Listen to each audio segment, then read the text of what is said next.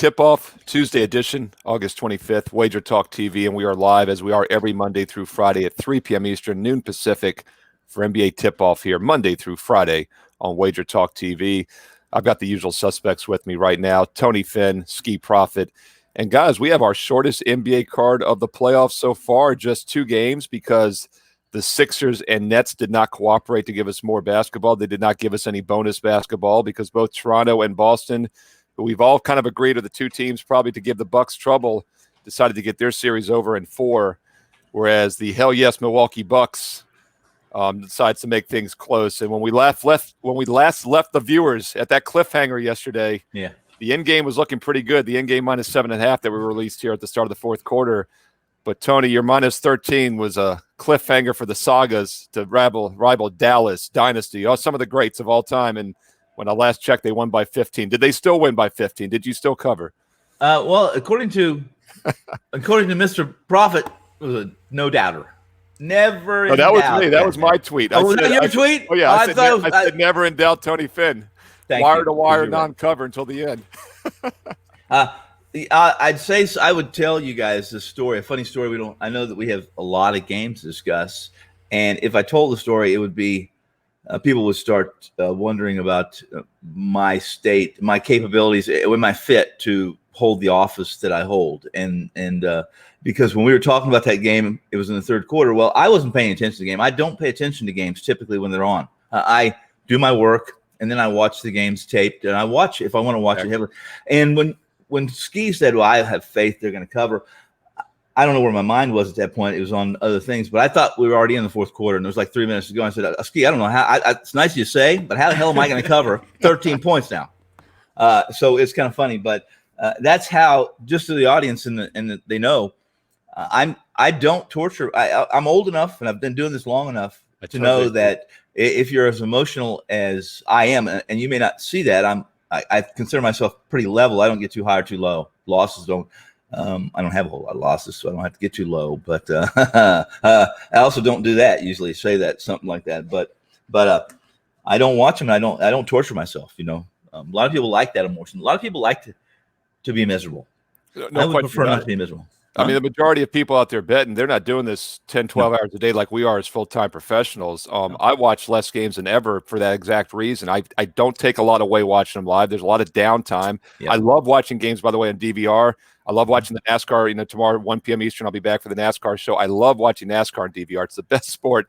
I look at the little green laps, and when it goes yellow, I pause it to see what happened. And then when it's green, I just keep running it. I can watch a race in 15, 20 minutes and get all the information. Basketball's tougher. Football's the best because you just fast forward 20 minutes. Puddles. And baseball's pretty good, too, between pitches. You can save a lot of time. But, yes, Ski, we were talking about ages before the show. I mean, this proves it. Ski and I don't watch a lot of games. We're both 65 years old. Tony Finn watches all the games live in-game, and he's 25 years old. Look at the difference, guys. That's all I'll say. Another young-looking guy, though, that will pop in here is Rob Vino. I'll get to you in a second, Rob. Welcome to the show. Ski, what were your thoughts, though, overall on the Bucks? I saw nothing to make me like them anymore. They beat up an Orlando team that can't score. That comeback cover changes nothing as far as what we talked about yesterday. It just reinforces what we talked about. Yeah, it's a good point. Ski, I mean, anything changed for you after watching all the games, including your Lakers last night? Well, the Bucks, no, nothing changed long term. I mean, they did what they're supposed to do, finally. As far as the Lakers, no, they did what they're supposed to do, too. So nothing really changed. Just everybody's doing what they're supposed to do right about now. Well, and it's interesting, we talk about the 2 1 seeds, as you just said, doing what they're supposed to do, as opposed to game 1 when they did not do what they were supposed to do. And, Rob, so far things are starting to play out a little bit more like they should. The better teams are starting to pull away. The Lakers and Bucks, of course, lost game 1 because of the bubble. They had nothing to play for a couple weeks. Rob, we only have 2 games tonight, so we'll really dig into the depth. But before we do, any thoughts from you on Monday's action?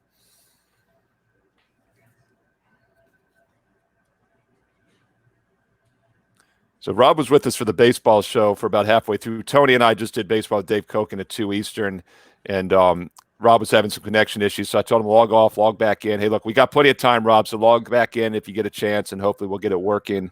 And since we have extra time today, I got to give a shout-out to Joseph Gomez. Dukes of Hazzard and Buck Rogers, low key make.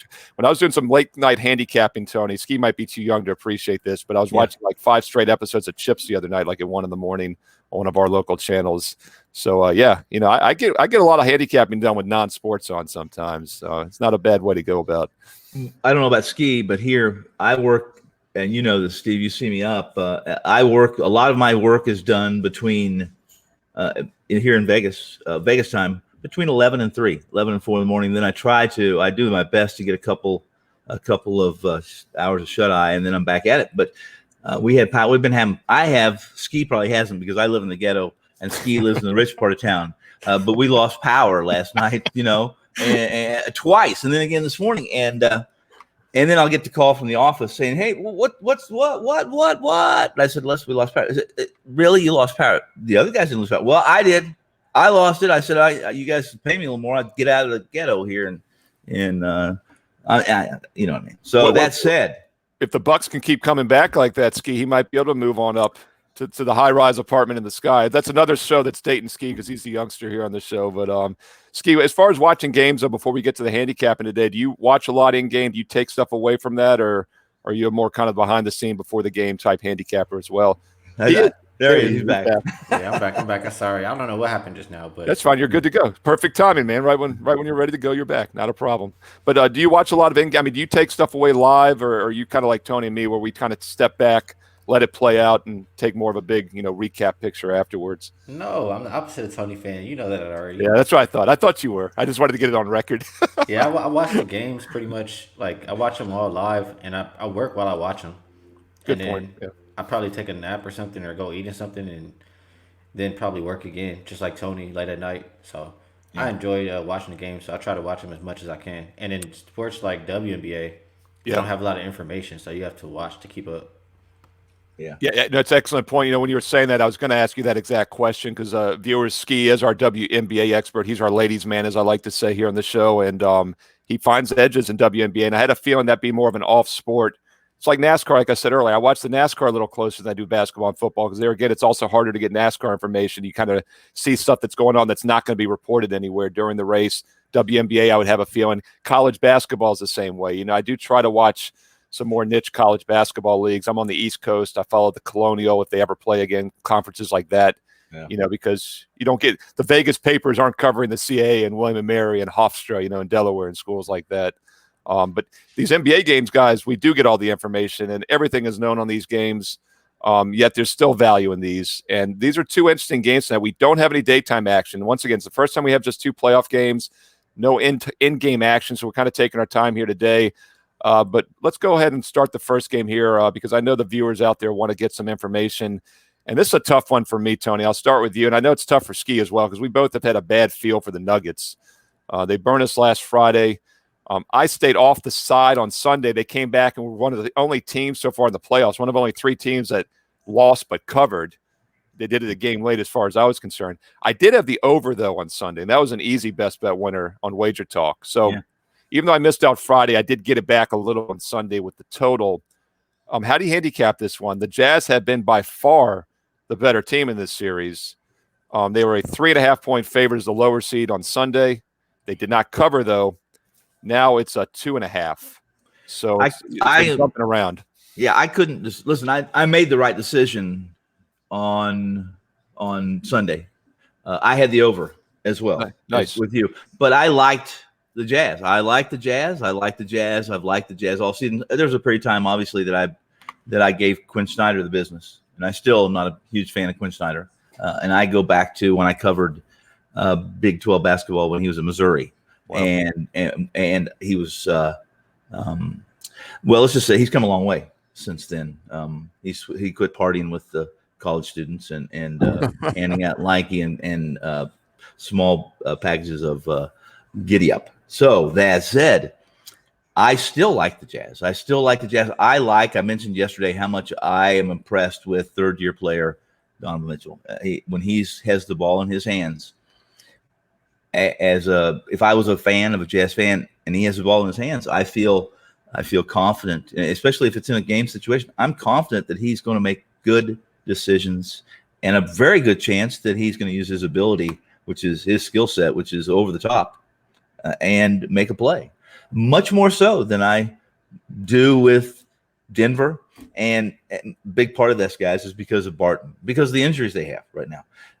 During this series, there's been a lot of guys, and there's a lot of guys on the show that like Denver. Teddy was really high on Denver, last week when we talked.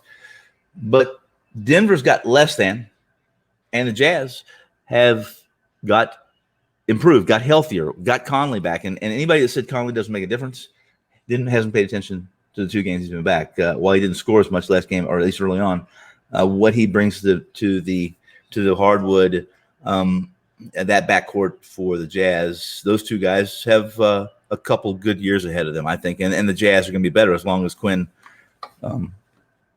sleeps during the games and lets his assistants do the work.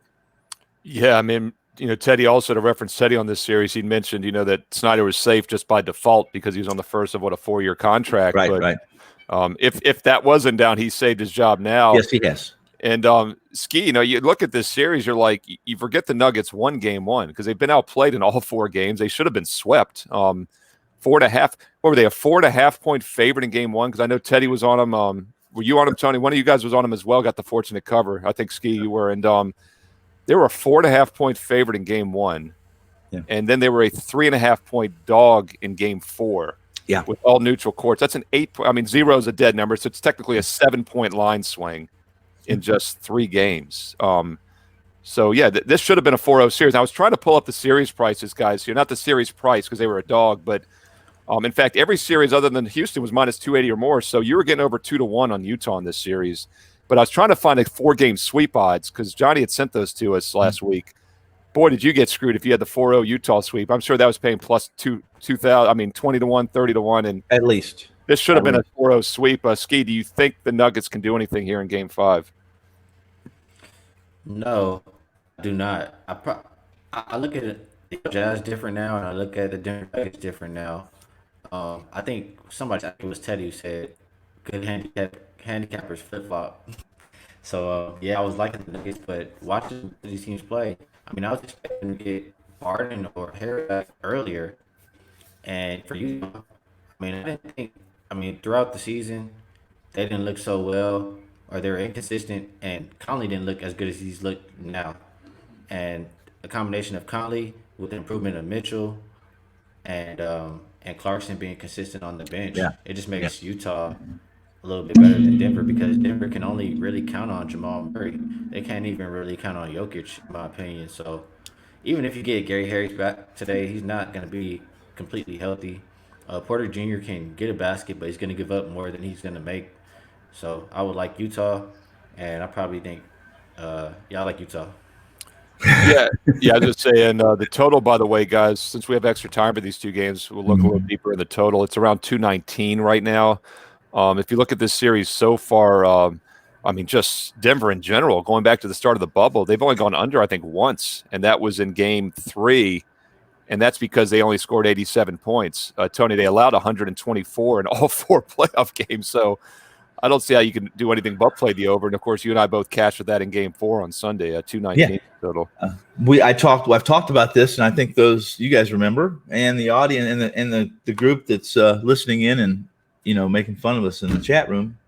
I got information that Quinn Snyder was going to change the scheme completely. He didn't have a lot of time to introduce and install his scheme, offensive new, but that they were going to play at a faster pace, that they were going to have to play at a faster pace, that the loss of Bogdanovich was points that they didn't feel like they could overcome defensively. So they felt like they were going to be good enough defensively and still pick up the pace and use Mitchell in that role. And Conley too. Conley as well, who is known as a defensive player, really. In truth, when he was defensive first kind of guy. But they have, if you look at their season-long stats, guys, and you look at the pace of these 2 teams, there's a reason why the total is what the odds makers made this total to be. They're not going to make an adjustment on that total based on information that I had, or even if Quinn came out and verbally, had the president's podium and said, we're going to play faster, that they were going to make that big of an adjustment. However, today you see a little adjustment in that total. I mean, Ski, it's an adjustment, but is it enough though? Game 1 was 214.5, then 215.5. The last 2 games, 216.5. Now it's 219. But if you look since August 1st when they started the bubble, Denver's now 11-1 over in the 12 games. Yeah. And as I mentioned, the only game that stayed under was game 3 back on Friday. They still gave up 124. The only reason it stayed under, and they totaled was a 211 in that game, shooting 37.5% on 87 points, and they still were only 8 points under this total. If you go back over the 12 bubble games, guys, Denver has allowed 124 or more in 10 of those 12 games, including all 4 playoff games. I don't see them flipping a switch all of a sudden and just changing their defensive lack here. Ski, how do you approach this total? Is there any value left at 219 now to the over still? Yeah, I know a couple of those games went to overtime. Yeah, that's a good point. But, Yeah. I mean, even then, I mean, you said 11 Yep. and 1. Over the course of those games, the average total was 221.9, and they went over. And the Jazz, they've been going over too. I think, 8 of their last 10? It's been around the same range. I don't think either team is playing very fast. It's just that both defenses are pretty bad or have been bad, and I don't know if that's making the offenses efficient, but the offense has been efficient for both of these teams. So it's no way I can really look other than to play the over in this one. Yeah, Utah 8-2 to the over their last 10. They went under their first 2 in the bubble, and as you referenced, they've gone over now 8 of their last 10. Denver, of course, 11-1 to the over. It always makes me nervous when it looks that obvious. Of course, I was not nervous Sunday. I used the over along with Tony as a best bet on WagerTalk.com. It cashed easy when they put up 260 or 254 in that one. Normally I look to make the adjustment. I don't necessarily look to zigzag, but I look to have misleading scores or whatever. There's been nothing misleading about these overs. But the odds makers have adjusted it. But still, they've only adjusted it 2.5 points for this game from the last 2. Yeah. So, I think you can make a case. There's still some value with the over here. It'd be very, it's like we always say our leans packages do very well. It's like I don't think any of us want the under here. Put it that way. I have a question for you guys. Yeah. No. Well, I've been looking at this since the start of the season, start of the series. Tony, you know why he's my boy right here. But Jordan Clarkson, his point total has been hovering around 16.5 every game. I think he's hit it every single game. And Donovan Mitchell, his is at 28. He's averaging 39.5. You think either one of those go under? I think they probably. Well, I don't. I really. Here's the problem with this, and that is a lot of it has to do with what Denver's going to do. What they've been unable to do is, as Mr. Prophet said, and that's play defense. Right. And let's to their defense. If Barton and Harris went, listen, those 2 guys are good. They're a capable perimeter defenders. They'll at least be pests. They'll be flies, and they bother. They would have been better in the series, and I would have been more hesitant to play the over, and I would have been more hesitant to be as adamant and as committed I am to Jazz in the series. But no, I right now I can't play the under. I can't play the under. And value, Steve. Here's value. And I listen. I know that we are numbers. We're supposed to be numbers guys. Thin, thick. Sleet, snow, rain, it does not matter. If you're a pure numbers player, then you don't care about who's playing who. Every day you're playing numbers, and that's all you're doing. And you better play them every day. You better play them for long term. That's the only way you're going to win. Value comes with picking winners. And you said it yesterday. Sometimes you have to take bad numbers. Sometimes you have to beat bad numbers. And that's what makes us either successful or failures. And it's time to beat a bad number. Can you beat this bad number tonight, which is maybe a bad number if you use pace of both these teams? I think you can. And we got questions, Ski. I'll throw it back to you from Talk with JT. How do you guys feel about the over 108 first half? Once again, the full game is about 219.5. First half, he's seeing it at 108.5. I'll have to check to see if that's the current number. I'm seeing it more first half line, by the way, on this game. I'll get it actually right now, real time. 2.5 is the game line. Denver's Utah's only about a 1-point favorite first half. 109. Yeah, so 109 versus 219 is the first half versus second half. So you're getting a cheaper price in the first half, Ski, if you'd like the over. Yeah, and I think that's I don't think it's a surprise why that's happening. I think it's close to 120 points being scored in the second half. I think it's been more points scored in the second half than the first half, and you can always hope for overtime. I mean, both of these teams have been playing close. So I probably would lean more towards taking it the full game. I mean, I'm not saying they come out slow, but just from – I don't have any stats to back it up either. It just what I think I've been watching is more points being scored in the second half. Yeah, what are your thoughts there on the difference between the first, second half here? I'll throw it up here. We got a 109 for the first half, Tony, a little bit lower. Not a huge difference, maybe about a point less for the first half than the second half, the odds makers are saying.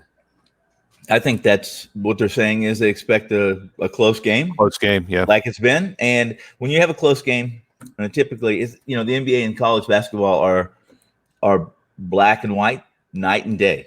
When you have a close game in the NBA, how many times have you seen a team down 5 and there's 45 seconds left and they have but they're not going to foul. They wait until they're under that 24 seconds. Where in college you may see fouling with 3 minutes to go, 4 minutes. We're down. We're going to foul. We're going to put them in the line. We're going to try to beat them R3s against their 2s, that kind of thing. I think here's what I think, and that is if this game plays to if it's status quo what it's been this series, then as far as I'm concerned, whoever has that question, I didn't see the name. Here's what I would do: play the first half over, play the second half over, and play the damn game over, and just hit for the cycle or the triple crown. Yeah, and that was Talk Sports. Thanks for the question. And by the way, Simon, we did talk about the side here a little bit earlier for this game. And just a reminder to all the viewers, we love having you live here because you can ask the questions. And we only have 2 games today. It's a great time to get involved in the live chat. We have some extra time to talk about handicapping questions, game questions. But if you ever missed some of the analysis earlier, you can back it up here live, or you can go back to the archive after the show. It's always on YouTube available. Of course, we are live at 3 p.m. Eastern, noon Pacific, Monday through Friday for NBA tip-off, right here on WagerTalk TV, and then archived afterwards as well. Here's one final one, and we'll move on to the next game. Scott's asking, is Mike Conley over 17.5 a solid play? We talked about those other guys. Conley's a guy that, missed game 2. We thought maybe he would take away some of Mitchell's shine in game 3. That's one of the reasons I like the Nuggets. I think Ski probably liked him for the same reason in game 3, and that did not occur, obviously. Ski, what are your thoughts on Conley props? I wouldn't like it more than Clarkson or Mitchell, but it's a decent play because that's the third guy who's doing the scoring or making a difference, I think, on the offensive end for Utah. Yeah, and Tony, if the games continue to soar over, obviously all these over props we kind of like. And if Mitchell is shut down, if they put 2 guys on him and shut him down, I would expect Conley to go off at that point. It's a little bit of a hedge for the Hedgehog. Well, I agree, and I asked Teddy when we were talking last time he was on about what are you going to do with Mitchell? Are you going to blitz Mitchell? Denver, they blitz considerably during the regular season. They'll pick the player that they want to bother and make secondary players beat them, and they weren't blitzing Mitchell. Yeah, they weren't blitzing him at all. So in this situation, as far as Mitchell goes, or as far as Conley goes, you mentioned already what's happened. Is Harris in? Is anything changed? If nothing's changed from game 2 or when Conley came back game 3, whatever it would be, then I would say I'd go over. If something changes, and I don't see it happening unless we have one perimeter player come back that hasn't played, I'd say yes. I'd say take a stab. Yeah, my takeaway on the props too is as I've come older and wiser, I'm less of a contrarian. Tony's still the Hedgehog. You could have called me the contrarian in the 1990s, but now I'm more of a momentum guy, actually. I kind of take the opposite approach. But the NBA playoffs have always worked so well for me, and we debated the zigzag isn't an automatic play, but I look for adjustments. And normally you don't see a guy go off 2 or 3 straight games because they make the adjustment. They're like, that guy's not going to beat me again. That's why I'm apprehensive to keep Mitchell keep doing it. So I'm apprehensive to see the overs keep cashing. But they are down 3-1. They should have gotten swept 0-4. I'm not sure Denver has anything left. So, like you both have said, you have to start playing defense. You can't just flip a switch and start playing defense all of a sudden unless you want to. And they're not going to play slow necessarily. So they're not going to by default slow the games down. So, I mean, it seems kind of obvious and a little too easy almost, but the overs, the over props, the over games, the over first half, I think we all kind of agree it's either that or pass on this one. Our leans package is on the overs, I think, all around. Hey, before we move to the other game, guys, I got one other question. And, Tony, this is both of you, but, Tony, I know you like a lot of in-game stuff. Yes. Somebody was asking more about playing the games before. Or I'll try to pull it up here. Okay. Here it is. Do you guys find better lines and live betting, or is it a good way to go? I think he's just asking, do you play all these beforehand, or there's sometimes you just wait? I mean, my quick takeaway would be if I like a best bet on a game, I'm playing it early. If it's on wagertalk.com, I think we all agree that's a game we've played and our clients get it as well. Yeah. I didn't have the Bucks game yesterday. Hadn't looked at it that closely. I'm doing the show live, and I said right here on the air, it's the first time I've done it all year. I was like, I really like Milwaukee minus 7.5, up by 3 going into the fourth quarter. So that was a situation where it made sense. But Tony, what do you look for in general when you're handicapping games versus live betting? Let me tell you right now. I've shared this with Ski. Most of you guys know, and that is when it comes to live betting. First off, if I release a game, I've played that game. Right. And there's a lot of times that I will find games where I'm more interested in seeing how the first 5 minutes goes, or first 8 minutes goes. To the 6-minute mark of the first quarter timeout, I already have a feeling from history and from my gut how a game's going to play out. But what I do, and especially the NBA, because the NBA is the best in-game live betting for totals, and that is teams like this, Utah, Denver. There's so many runs. There's runs and explosions where in 3 and 4 minutes you may get 20 points and then have 2 minutes. And I almost every night during the NBA season, when we had a full season, guys, I would have at least, and it was without question, and I'm not fibbing, strike me with lightning. I would have 2 or 3 games where I had 8 and 10 point middles in an NBA playing the NBA live in game, and that's all I would do. Now, would I play a side? I would if I felt it, but I search and I'm ready. And if I see something coming, I don't care if I feel like my first total wager was a winner. If I get 8 or 10 points, I'm not passing it up. I'm not passing it up. I'm going to grab it. And I'm going to grab it fully, not part of it, the whole damn thing, and get my 20-1. It's interesting. Ski, Chad mentions he likes in-game betting, but it's not his full-time job. We mentioned how you like to watch a lot of games. Ski, do you find yourself using the in-game betting more options now? I mean, that is a reason, I guess, to watch more games live, because you can pick up on some extra profits by betting them in-game. Yeah, definitely. I mean, I don't want to live bet, honestly, if I'm not watching it. When you're watching it, sure. I mean, everybody's different, but for me, like, you can connect the dots. I can handicap all these games going into the slate, and then when I'm watching them and seeing how they're playing out, it's like it's a lot easier to see how it's going to go. And like Tony said, it's a game of runs. You'll see maybe team A go on a run, and you have team B cap to win, and you see whatever advantage, or you see a player go down or get hurt or whatever, you can just take advantage right there. So I did a show once upon a time when games were going on. We used to live bet, so I love live betting. Yeah, and Tony's big on that as well. That segues well to Andy Lang. I'll do the NASCAR show with Andy tomorrow at 1 p.m. Eastern Wednesday. Andy has, of course, the UFC show now the last few weekends, and I tuned in for the main event. I don't know the exact numbers. They hit an 11-1 last week 2 weeks ago on Saturday during the end game, but I think they're kind of even overall. That saved them. Andy was giddy, and I'm going to talk to him tomorrow when we do the show, but they had a huge, and I say capital Huge, a huge Saturday. The main event was a 2-1 dog. They got him at plus 175 after the first round. He won, Edgar. But from what Andy said, I joked that I saw a new Cadillac in his driveway. I don't think it was quite that good, but it was pretty close. But yeah, they're crushing the in-game MMA, and that, of course, will be on live again around 7 p.m. Eastern this Saturday. And Ski, you'll have to hit Tony up because he's itching to do a live in-game wagers show, I think, for these other sports as well. It's a lot of work, but it's a lot of fun. Yeah. I was thinking, Tony, more about that. Like NFL Sunday would work, but then again, you hate to have to be committed for 6-7 hours every Sunday to be online live. I'd like to do it in my schedule. But yeah, there's some real value viewers, and keep in mind when I started in the '90s, internet betting was just starting. Most of it was call centers still. 2000s, it got kind of big. This in-game wagering is new even to me. I mean, this is only the last 4 or 5 years that it's exploded like this. I remember the M in Las Vegas had it, 10 years ago, and it was like the newest thing. They had the little handhelds they give you at the sports book, and now it's everywhere. I mean, everyone's on their mobile device in 10 or 15 different states now where it's legal. This is just the tip of the iceberg, and there's definitely some soft lines to be exploited still. I couldn't agree more. Here's the deal. I haven't talked to Johnny. I haven't talked to they're busy. They don't have to deal with punks like me. And in-game live is what I don't say. It is the future. There's going to be as much in-game live as there is. Oh yeah, pregame play. Think that you're getting 5 or 6 bets from somebody in-game versus one at the beginning of the game. Absolutely. You're exactly right on that.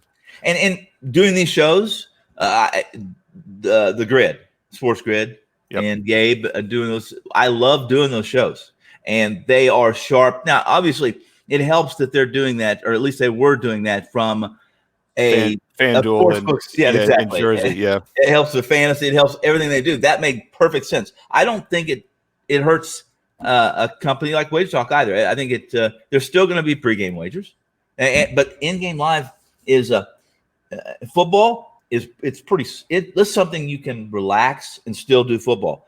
When it comes to NBA and college in-game, you better be on point.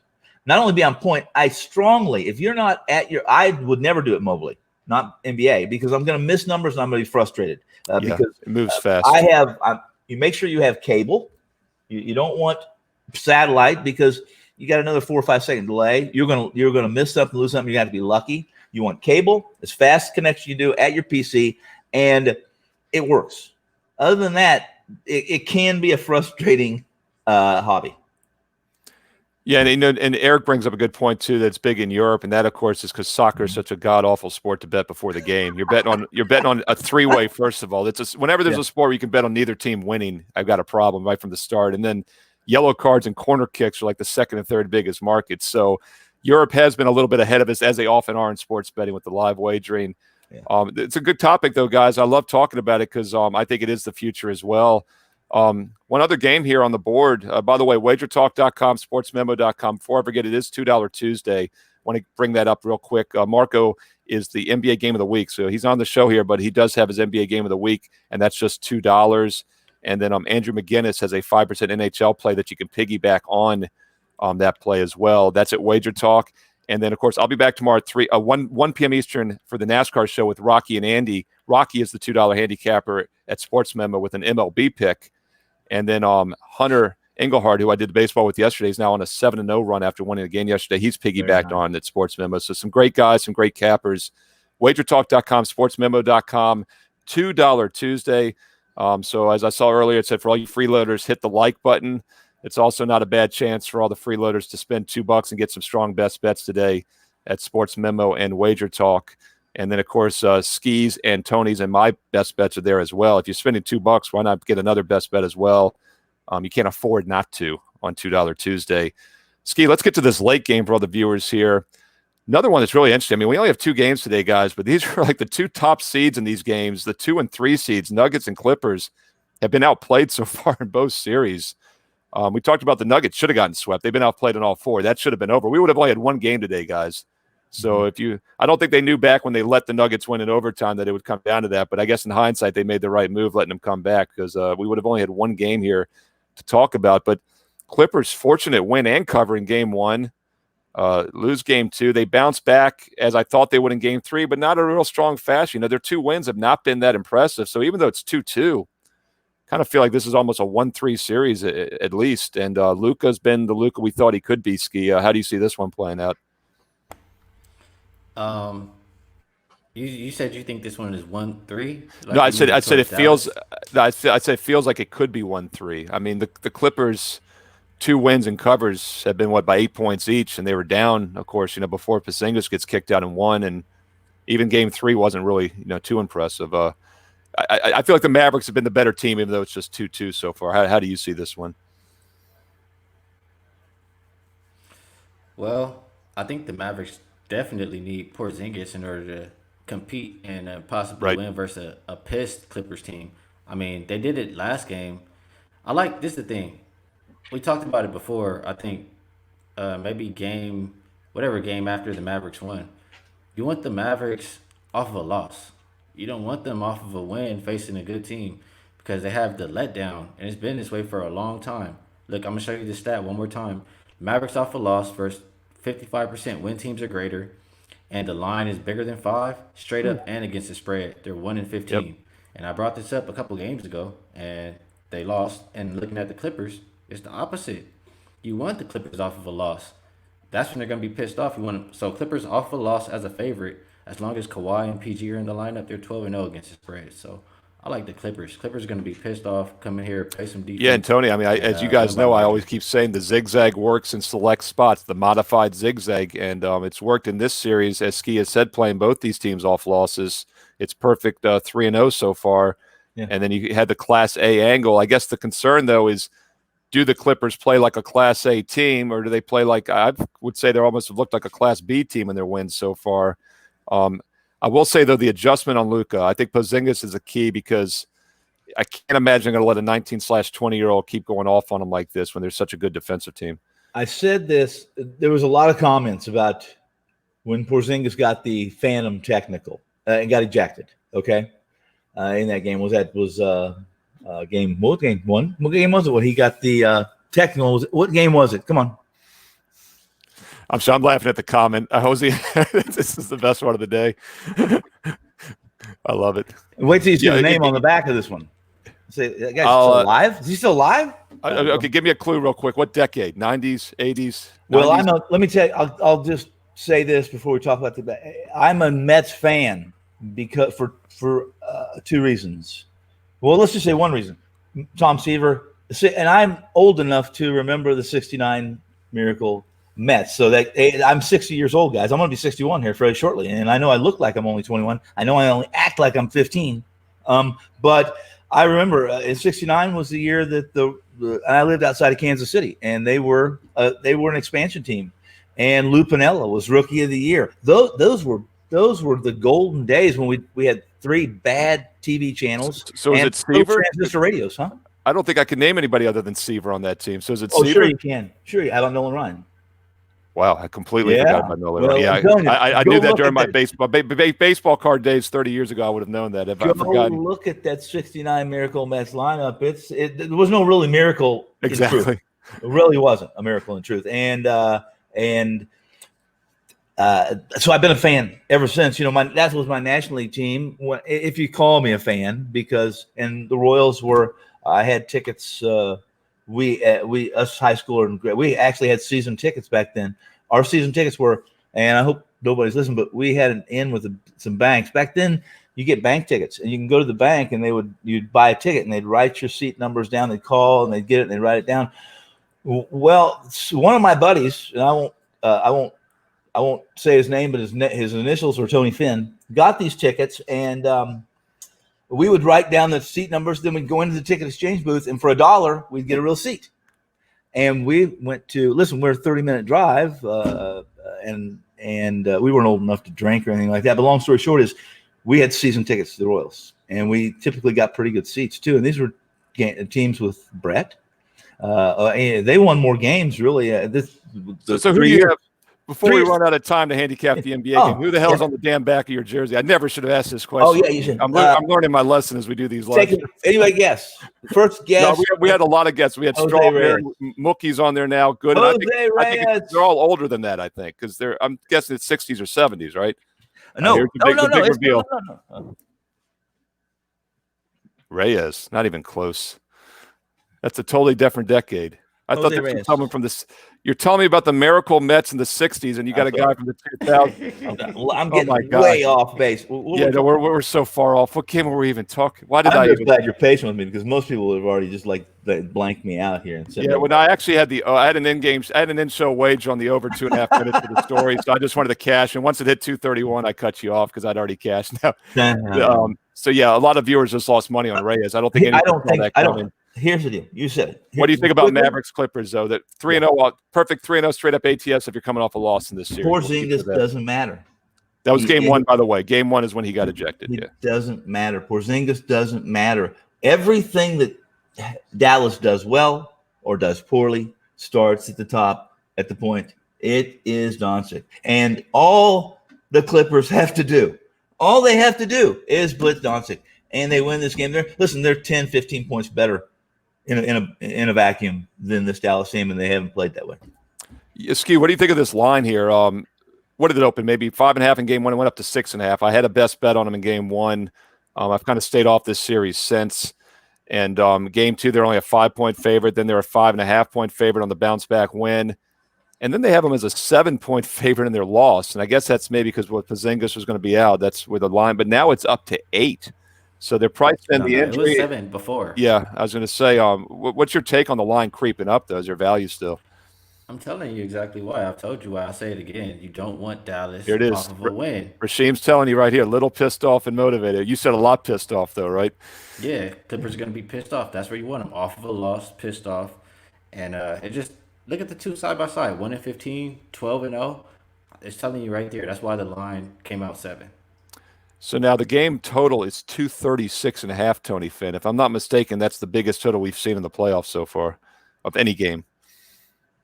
There's absolutely no way that I'm going to do anything in this game. If you like the Clippers, then you like the under. That's all there is. In my opinion, those two are connected. If you're going to play the Clippers and they're going to cover this number, they're going to do it because they do it defensively. That they hold this young 21-year-old crazy good player down, and they cover the number, and it comes in under. So we got 236.5. Ski, what are your thoughts on the biggest total we've seen in any playoff game so far? I agree with Tony. I think it's correlated. I think if you like the Clippers, you like the under for that reason. I think they dominate with defense. But if you like Dallas, I mean, they're a great offensive team, not a great defensive team. They're going to win by scoring points. Yeah. And I don't think the Clippers have trouble scoring points with them. So I think it's correlated. I will say, though, Porzingis scores a lot of points. Luka Doncic, he had a sprained ankle last game. We'll see how he is this game on a short bounce back. And Trey Burke, sprained ankle as well. He's another guy who was pesky. I just don't know that I see the same effort, or not the same effort, but I don't see the same kind of offensive game from Dallas tonight.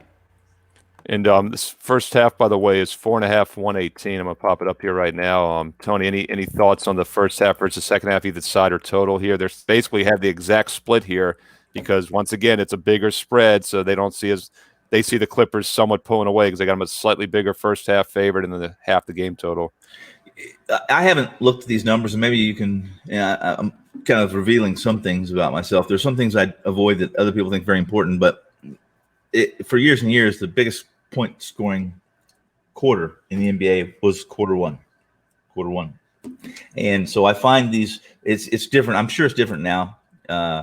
You'll see it in college. You know how the second half number is a lot larger because of the foul situation, sure. how they handle that differently. Here we have two games that are pretty much. They're saying I don't understand the -8 in this one. I thought the second half total would be lower than the first half total in this one because if you're correlating the two in the -8, then it would correlate with what I said. That would be under, and I thought the second half, or the first half, would be a little larger, but it's not. Yeah, and Ski, one thing I'll say about this total being the highest in the playoffs of any game so far, it's understandable why. You look at these last few games, 268 points on Sunday, 252 points last Friday, 241, 228 in the first two games. 228, of course, is when Porzingis was lost basically halfway through, kind of threw everything into a ruffle there. What do you think on the first half versus full game? Any thoughts here, Ski, one way or the other? I think it's the same as the full game, but I will say I think the Clippers start off early. I think that the Mavs have their attention from the start. I don't think that they wait, so I think the Clippers first half could probably be a good look. And I will say one more thing. Somebody has brought it up. I'm not sure who. Could be Rob, Teddy, Tony, but the Clippers.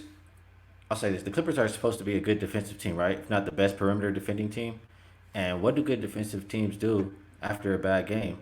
That's where they show up. So I looked at they allowed over 125 points to the Mavericks, and looking at when they have allowed 125 points or more, the previous game, and Kawhi's in the lineup, the under is 7-2, and the only other game besides the last game was against the Nuggets in the bubble in a game that didn't really matter, and the Nuggets don't play any defense as we know. So I look for them to come on the defensive end. Go ahead, Tony. Those are good points. And I failed to mention this, and I think it's important you two comment.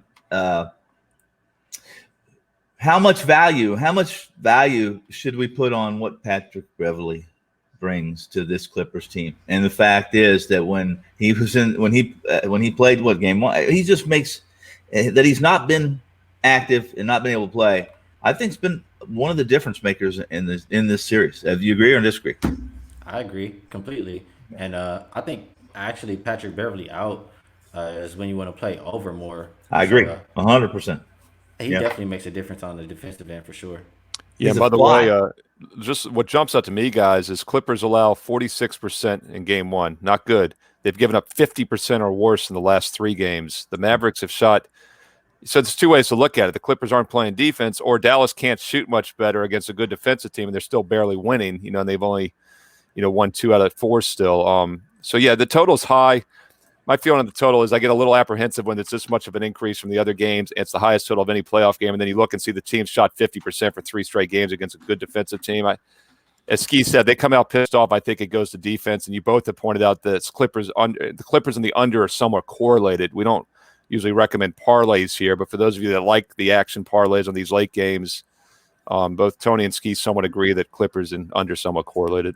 And just so everyone knows, you guys, correct me if I'm wrong, Patrick Beverly is out. Yeah, he's officially out, I believe, from what I saw as well. Right. And very rarely do they ever adjust totals up because a guy is out in the NBA. You know, that's one thing I've noticed over the years. But as you guys both said, it probably helps the scoring a little bit here because less defense and really no loss of points from him, obviously. Guys, a couple minutes left, so it's a good time to wrap it up. Tell me what you got going on at WagerTalk. As I mentioned, it is $2 Tuesday at both WagerTalk and SportsMemo. Marco's got an NBA play for $2. Andrew McGinnis has a 5% NHL piggybacked on that. And then at SportsMemo, Rocky Atkinson has a baseball play for $2. And Hunter Engelhardt has a play piggybacked on that as well. But we all have best bets at WagerTalk. Tony, what are you looking at for Tuesday night? I don't have anything in the NBA, guys. Nothing today in the NBA, but I'm going to be having fun with it. I think if I can get some work done, I'll be in game live playing that. I do have two MLB games, and my MLB has been more fortunate maybe than good. So at 11-3 run right now in the MLB, and I got 2 I really like tonight. Yeah, and don't forget, Tony and I just did the baseball show at 2 p.m. Eastern with Dave Koken here, MLB First Pitch. So if you missed that, it's live, 2 p.m. Eastern, 11 a.m. Pacific, Monday through Friday. If you missed it, watch the replay on YouTube as we handicap each and every baseball game on the board for Tuesday, MLB First Pitch. Ski, what you got going on for Tuesday night at WagerTalk.com? I've hit 4 in a row. I have a best bet up, so I'll go for 5 in a row tonight. Nice. And, I swept yesterday, 2-0 sweep in baseball for me. I'm turning my attention to basketball tonight. I have a 5% basketball play. I had my first baseball play of the season that was 5% and won yesterday, so they're now 3-1, 75% since I've been at WagerTalk. Let's make it 4-1, 80%. So once again, a 5%er for me in the NBA, and I didn't exactly give it away here on the show. I was sneaky. Listen, I don't care. If they can figure me out, you don't need me. Well, nobody can figure out who I'm on. Nobody can figure you out. Luckily, we didn't try to guess who the jersey was. We've been here all day. I was like in the wrong century. I was actually in the wrong century. I was in the 1900s still. Well, I feel good about that now. I'm feeling good. I'm alive. It's a good day. I wake up. It's a good day. I get another chance to piss my wife off and F something up. I do both well. Let's go. And guys, we got 3 games tomorrow. Starbucks. Yeah. So give me an in-show wager here. We had all that time, and I didn't even get to the in-show wagers. The Heat Pacers series is over, by the way. So we have 3 games tomorrow. So we'll be back live 3 Eastern, noon Pacific Wednesday for this. Any in-show wagers, guys, for Tuesday night's action between you two? I'm staying the hell out of this one. Clippers. Clip. You want the Clippers? Yeah, he wants the Clippers. Okay, I'll tell you what. I will take. Do a first half with him. He said they'll come out strong. How about a first quarter, Tony? Ski said they'll come out strong in the first quarter. I'm a matchmaker here. So what do I got? So what do I get in the first quarter? The first quarter line right now is that can't be right. Clippers -3. Ugh. That's right. That's about right. Ski. Cool. Tony, that's what you said earlier. That's the highest, but that's almost half the game line in one quarter. True. Ski, I think the sharp money's the odds makers are agreeing with what you said, my man. Yeah, he says they're going to come out on fire, mad. Wow. You can only be mad so long. Look at those smiling faces, young kids. So the first quarter line is 3. The first half is 4.5. The full game is 8. So they're obviously predicting a fast start from the LA Clippers. So how do you guys want to approach this one? I'll let you guys make the decision because I know you'll make the wrong one. Ski, as I said yesterday, he just takes the yes. You can pick the first quarter, the first half, or the full game. I want the Clippers on any one of them. How about all 3? Let's do all 3. I'll take Dallas on all 3 of those if you will accept the wager I have to throw at you. Let's see. You got to say yes or no. You can't ask me what it is. Oh, yeah, do it, Ski. You've already gotten 3 wagers you like out of him, so you can take one. Let's do it. You want to do it? Okay. Here's what I want. I'll take the Jazz. Okay, -6. Wow. But I want 5-2. plus 250. Okay, 2-1. How about this? Oh, yeah. You take the Jazz. You take the Jazz money line, even money. What? He's Okay. giving you. He's giving you All right, pick 'em. yeah, He's, no, no, yeah, he's giving you a all right. 3. He's giving you a 2.5-point favorite at pick 'em even money. I'm Tony, blackjack what dealer. was the adjusted spread? You said 6. That was a 6. Yeah. Okay, I'm looking right now. 5.5 is plus 160, so 6 would be about plus 180. That's why I accepted all the 3. I got to do something to make up for losing 3 games. So plus 250 but plus 250 is way too high. He's giving you Jazz even money. That's my over. That's what we negotiate. We start high. We don't start low. Hey, look, he's giving you a $1.40 money line favorite at Pick'em. I'll take even money. So I'll take it. He's taking a bad number with the Nuggets even, but he's getting his 3 preferred plays on Clippers -3 first quarter, -4.5 first half, -8 for the game. And if this works out well, there'll be 3 of us here tomorrow. If not, there might just be 2 of us on the show for NBA tip-off. If I win all 4, I'm going to let you trade you just keep the Sawbucks. Send me a bottle of good mezcal, and I'll be your boy for life. All right.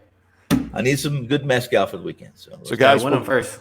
So guys, good luck tonight. We'll be back. Let's do this again tomorrow. We got 3 games tomorrow, so we have some more fun. NBA tip-off live Monday through Friday. Wager Talk TV right here, 3 p.m. Eastern, noon Pacific. Thanks for watching. Best bets right now at WagerTalk.com, including $2 Tuesday. Go get them. Make some money tonight. Good luck to everybody.